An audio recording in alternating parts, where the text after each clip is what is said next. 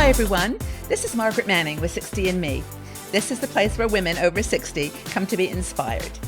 My guest today is Ariane Poole. Ariane is a celebrity and professional makeup artist. She's a great friend of 60andMe, and I'd like to welcome you, Ariane. Hi there, Margaret. I'm glad to be here. Yeah, it's great to have you here. And, this time we've got some questions for you from the community. You and I have been doing videos now for a couple of years, actually, on different topics. But we asked the community of 60andMe what they had on their minds. Okay. And lots of women, there was Catherine and Gail, a few others who asked the same question. Yeah. That was about what they called heavy lids in their eyes. That as they get older, that top part sort of folds down a bit and your eyes shrink. Everything shrinks except your waist. Yeah, I know. So unfair. It's the only bit that you want to shrink. Everything else, you want your eyes to get bigger and everything. I know. Your hair gets less volume. Oh, I don't. Your mouth. So this is an area that I can really talk about because I've got so many ladies and this is the hot topic over here in the UK as well, not just in the 60andMe community, but it is pretty well a worldwide. I've just come back from Australia.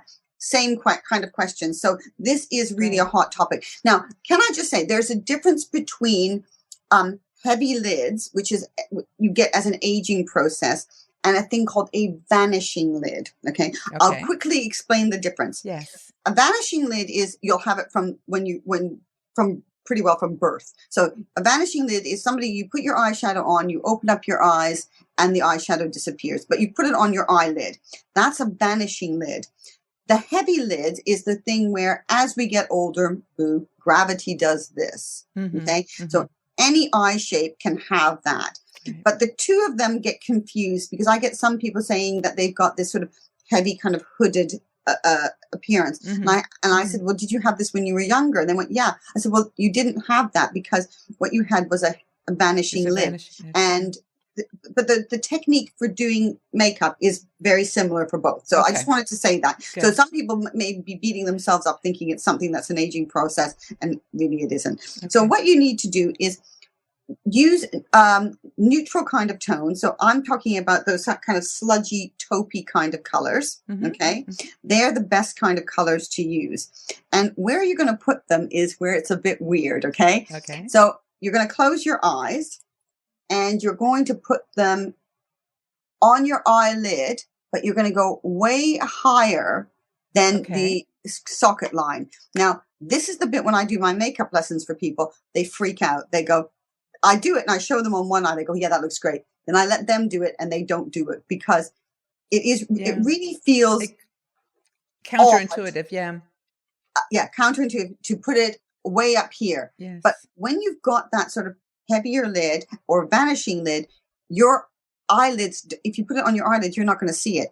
By putting it up that little bit higher, you make a massive, massive difference. Now, I would say in this instance, don't use something that is too shimmery. Don't use something that is too light. Use something that is, like I said, like a taupey kind of color, a mushroom color, depending on your skin tone, maybe a tanny kind of color. Something that has got that kind of depth. You can even use a soft charcoal gray as well, which would work really, really well. But you're putting it higher than your socket line. So are you saying just in the crease of your eye or up higher, under your eyebrow? Do you have an eyeshadow there by any chance? No, I don't have it with me. No, sorry. Okay. Let me grab. I could use this powder as an example, though. So if I take this powder and I put it up, put it on on your eyeball area first. Yeah, and then work it up, and then up. Yeah. I'm just using powder, so it's not really going to do the thing. But I understand you put it on your eyeball and then lifting up. Yeah, and you don't go up to the arch, but you go up higher. And what that does is it lifts the eye up. It really, really works. And I would love us to do at one time, Margaret, if we can, with a model that we can demonstrate this. Yes, it's easier. It really, how it works, you sit there and go, wow. So So, Ariane, when you actually showed us the touche la clay, like the very bright highlighter, Yeah. you put that right up under your eyebrow. Yeah, but this goes below that. Yeah, this. Okay. Let me quickly grab. Hold on. Let me just grab. Let's see what I've got. No, this is really a difficult one to explain, and so you're probably right. We should do a demonstration, but it's harder to explain. Let me just quickly grab. I'm going to just see if I can look here where I've got some eyeshadow colors. Actually, I do. I've got Let me see if this one is. Would your taupe one be okay? The taupe cream that you've got, or is it better with a powder? I'm just use this pencil, which is an Estee Lauder pencil. Okay, it's a taupey brownie kind of. Okay, cool. Not too brown. Okay, so I'm putting it on my lid like that. Right. But then I'm going to blend it up higher. Higher. Okay. So I'm blending it up like that. Do you see? Oh my gosh! Yeah, I can see. No, seriously, you can. You can just. Well, now that you've moved straight, move a little bit to the side. Yeah, if you look to the side, you can really see it. Yeah, and see how it just lifts that bit of the eye. Totally. Now, I don't have a droopy bit there. My droopy bit's here, so I would concentrate it more here. Right. But on that bone, and I don't want to use too much of a shimmery highlighter. If you're going to use a highlighter here, use a matte, sort of like a creamy color, because then you will not get that bone here coming forward and sinking your eyes further back. Okay. You don't want that to happen.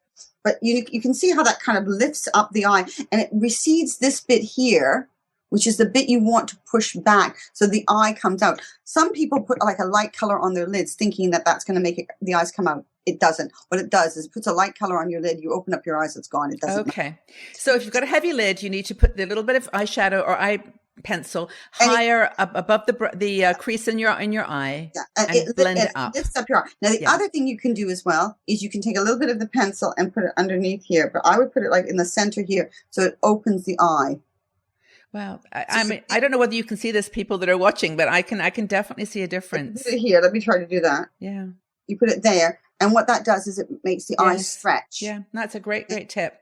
You know, I mean, I think I've done my eyes okay on this side, but this side here looks bigger and more lifted.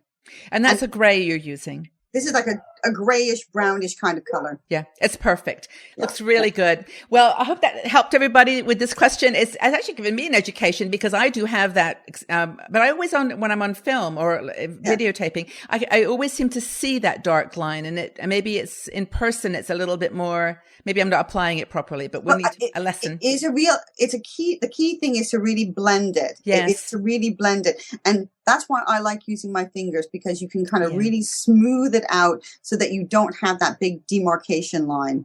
Looks great. Well, you better put on the other side so you met this side. Otherwise, I'm going to look really strange. So again, look, if you do that, I'll switch there. Yeah. So it looks weird, and I tell you, when you're doing it to yourself, if you haven't done it before, it feels weird. It is, like you said, completely counterintuitive. You would think that is going to make me look really heavy, like I've been punched in the eye.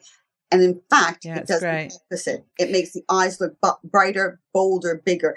Great for an evening look.